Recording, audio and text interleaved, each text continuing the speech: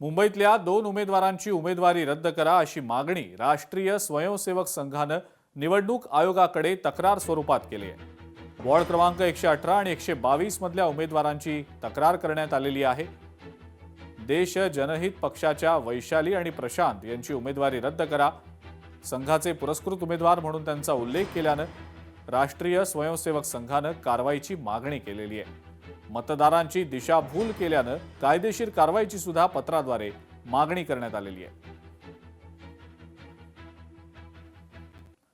यानंतरची बातमी पुण्यातली आहे। उद्या मतदानादरम्यान काही गडबड करू नका असं सांगत श्रीकांत पाटील यांना पुणे पोलिसांनी नोटीस बजावल्याचं समजतंय। ही नोटीस राजकीय हेतूने प्रेरित असल्याचा श्रीकांत पाटील यांचा आरोप आहे। श्रीकांत पाटील हे शरद पवारांच्या राष्ट्रवादी काँग्रेस पक्षाचे प्रभारी शहराध्यक्ष आहेत। श्रीकांत पाटील यांना ही अशा प्रकारची नोटीस पाठवली गेल्यानं एकच खळबळ उडालेली आहे।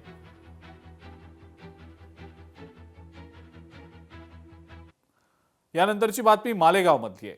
मालेगावमध्ये मतदान केंद्रावर सुविधांचा अभाव असल्याचं समोर आलेलं आहे।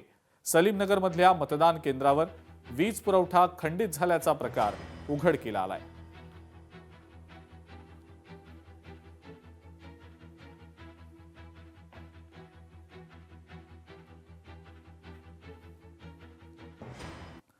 फेक व्हिडिओ बनवून उमेदवारांची बदनामी सुरू असल्याची तक्रार ठाकरे सेनेचे उमेदवार राजेंद्र पाखरे यांनी केलेली आहे।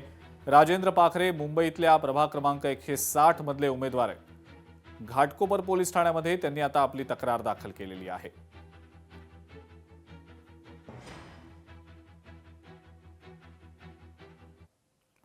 मीरा भाईंदरमध्ये सुद्धा पालिका निवडणुकीची रणधुमाळी सुरू होती आणि मतदानाच्या अनुषंगाने आता जय्यत तयारी सुरू करण्यात आलेली होती। मात्र धार्मिक स्थळांच्या भोवती सुरक्षा वाढवावी, धार्मिक आणि जातीय तेढ पसरवणाऱ्यांवर कठोर कारवाई करावी अशी मागणी आणि तशा सूचना मंत्री प्रताप सरनाईक यांनी केलेल्या आहेत। मीरा भाईंदरमधील जेवढी काही धार्मिक स्थळं आहे ताबडतोब प्रत्येक धार्मिक स्थळांना पोलीस संरक्षण द्यावं असं मी सूचना केलेली आहे। आणि निकेत कौशिक आहेत पोलीस आयुक्त, आपल्याला ही कल्पना आहे, त्यांनी सुद्धा ही गोष्ट मान्य केली आणि ताबडतोब पोलीस संरक्षण धार्मिक स्थळांना देण्याचं त्यांनी मान्य केलेलं आहे। लोकशाही मराठी ऐका, पहा, जागरूक रहा।